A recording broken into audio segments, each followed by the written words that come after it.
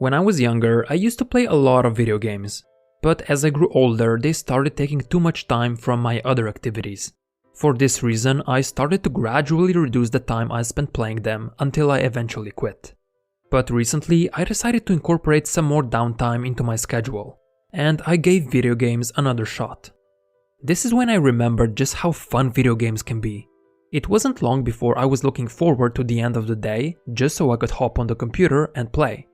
But this also got me wondering, what exactly made those games so compelling? And could I somehow apply those game elements to other areas of my own life to make them more desirable? This is what I've learned. Most video games are structured in a way so that throughout the game our brain consistently releases dopamine. I'm sure many of you are already aware, but for those of you who don't know, dopamine is a neurotransmitter associated with wanting and desire. It's one of the reasons why we want to repeat certain behaviors over and over and why we have the motivation to pursue something. You could say that dopamine is kind of like a carrot on a stick. Wherever the carrot goes, we want to follow. And video games are really good at constantly dangling this carrot right in front of you. Especially RPGs, also known as role-playing games where you level up and play a fictional character in a virtual world. These types of games can be particularly addicting because they have what I like to call a dopamine trail. Essentially, the game has a lot of different components that consistently trigger the release of dopamine over and over. This way we don't get bored and we want to continue playing. Now, I've identified 5 key elements that form this dopamine trail, which you can actually replicate in your own life. But just to clarify, I'll be using RPGs as an example as they resemble our lives the most. So let's take a look at those elements. Let's see how you can take control of the carrot and make your own daily activities more compelling. The first key element is that you always have a clear objective to work towards and you know what you should be doing. Maybe you need to kill a dragon or rescue a princess. It doesn't matter. What's important is that you know in which direction you need to go. In real life, however, many of us don't really know what we're working towards. And while other people can set direction for us, it's not the same as when we set the path ourselves. Having a clear goal you're working towards gives your actions purpose, otherwise your efforts just feel meaningless. But while killing a dragon might be the end goal, the game doesn't really make you focus on that too much. Instead, it's broken down into shorter sub-goals that lead up to that big moment. First, you might help the king get his stolen jewelry back, then you help a wizard with his potion problem, etc. Whenever we finish something, no matter how mundane or small it might seem, we get rewarded with a sense of accomplishment. And the more we feel accomplished, the more we want to continue feeling that way. Essentially, this creates a loop where a tiny bit of success rewards us with dopamine and motivation to continue, which results into more success. Sure, we might have not killed the dragon yet, but we've still completed something that's leading in that direction. And that's all that matters, since as long as we continue doing that, eventually that big goal will be achieved. If you want to write a book, for example, your sub-goals might look something like this. Create a chapter outline, design a book cover, write 1000 words, edit 1 page. Of course, all of these can be broken down even further, but I think you get the general idea. The point is to kickstart the achievement loop and do something that will lead you towards the greater objective. Now, goals are also important because of the second key element that video games have, which is that progress is visible. Games make it very clear that you're improving by showing you that the experience bar is getting filled up. However, it never says you're 0.7% on your way to level 100. That would be demotivating. Instead, it shows you that you're 70% towards level 2. This visible progress gives you the necessary motivation to continue grinding forward. However, progress in real life is usually not that obvious and you must make it visible yourself. I found that one of the best ways to do that is by simply tracking your daily activities. During each day, make sure to take note of all the things you've done that led you towards your goals. If you wrote 500 words for your book, write it down. If you ran 3 miles for your training, write it down. If you studied for 1 hour, write it down.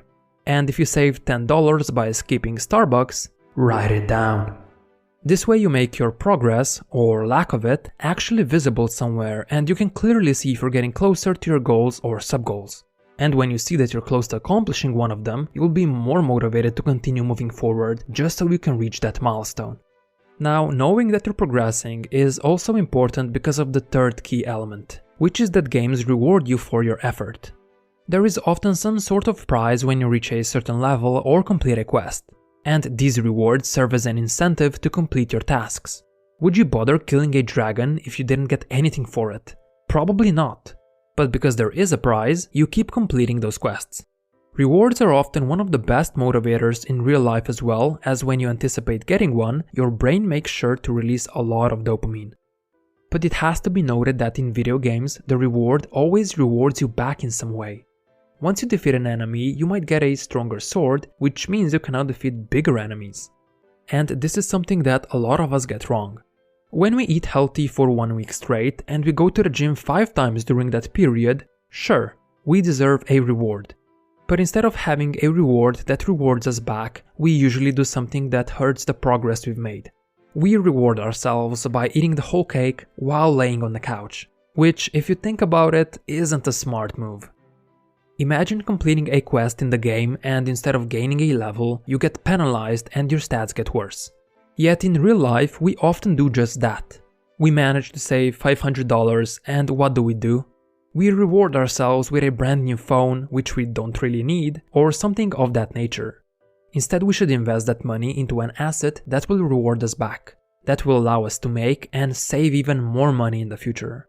Or for another example, if you like running, like me, you could reward your consistency with new running shoes. That kind of reward makes the runs easier and it reinforces the habit. So think about your own life situation and find a reward that rewards you back, or at least make sure it doesn't sabotage your progress like it usually does. But you might notice that the rewards in games aren't always the same. You don't always get a better sword, but instead you sometimes get a stronger armor, other times it's a new spell, etc. Which brings me to the fourth key game element: variety and novelty. Good games always have something new waiting for us. It could be new area unlocks, new enemies, or just new cosmetics. Our brains love variety, and as long as an activity has something novel to stimulate us, it remains attractive and satisfying. Imagine if instead of experiencing something new in the game, you would have to repeat the same level over and over. Most of us wouldn't find it fun. We would get bored of doing the same thing pretty quickly, and we would want to quit. And it's the same in our daily lives. If we want to stick to something long term, it helps if we can incorporate something new into the activity. If you have a job, think back on the first day you spent there. The job probably didn't feel boring, instead it was most likely interesting. There were so many new people to meet and a lot of things to learn. However, 1 year later, once all that novelty has faded, the job probably became boring and dull. That's because it became routine and now there's nothing new to experience.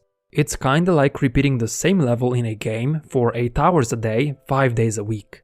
You don't really have anything to look forward to since you already know what to expect. While I do encourage having some sort of a routine in your life, it's also good if you have some variation within that routine. So if you usually do the same work all the time, see if it's possible to take on a different project to switch it up a little bit. Preferably something that you're not fully familiar with, so the challenge is novel. Like befriending someone at the office who you don't normally interact with, maybe reorganizing your desk, or just going to a different restaurant to eat your lunch. As you can see, it doesn't have to be a massive change. The point is to just have a new experience every once in a while. Now the fifth and final key element that games have is that they consistently challenge you. The human brain loves working on and overcoming obstacles, but the difficulty has to match your current skill level, otherwise you won't enjoy them. In other words, the challenge must be neither too hard nor too easy. This is why games set you up against easier challenges first, those that you're able to actually overcome. But once you get better at the game, the difficulty also ramps up. Otherwise, if you were to improve but the challenge stayed the same, you wouldn't want to continue playing. There is no fun if you're able to just effortlessly demolish everything in your way. You would quickly get bored because the game would be too easy. The challenge has to feel at least semi-difficult so that when you overcome it, you can actually feel proud about it and get rewarded by that sweet, sweet dopamine. But in real life, we are only rarely faced with optimal challenges. Instead, most of the time, we're either overwhelmed or bored by them. If something feels overwhelming and you can't bring yourself to do it, chances are that it's above your current skill level. You need to take a step back and start slow at the beginning. Break that big task down into more manageable pieces. Then you should tackle those pieces individually and focus on the easiest one first. This helps bring the difficulty down and get the momentum going at the same time. Ideally, you would want to skip the easy tasks, but sometimes they just have to get done. Personally, I increase their difficulty by imposing time limits on them. I give myself a time frame and try to do the task before the time runs out. This forces me to find a way to be more efficient, which also helps me get through it faster in the future. I'm still doing the same boring activity, but the time pressure ramps up the difficulty and makes it more fun. So try to match the difficulty to your skill level. You will find that whenever you're able to do so, you will be more engaged and the activity will be more compelling. By now, you probably have a much better understanding about what makes video games so addictive. And you might notice that if those elements are not present, the game doesn't really pull us in as much. Now, it also has to be noted that video games apply all those elements at an extremely rapid rate, making the release of dopamine very frequent. So frequent, in fact, that our daily activities aren't actually able to match it. But that doesn't mean you shouldn't replicate the dopamine trail. In fact, it's even more important that you implement it, otherwise you'll just get pulled towards wherever the most dopamine is. So make sure to apply those 5 elements to the areas of your life that you find most important. This will allow you to take control of the carrot and you'll be able to do whatever you set out to do.